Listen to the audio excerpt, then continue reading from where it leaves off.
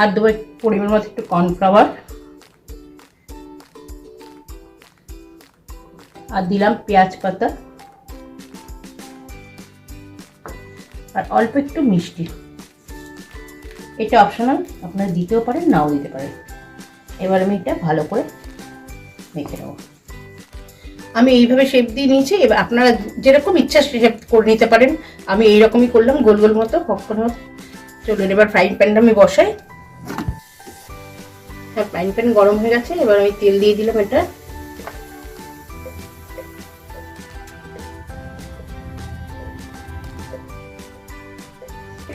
তেল দিয়ে তেলটা একটু গরম, তেল গরম হয়ে গেছে।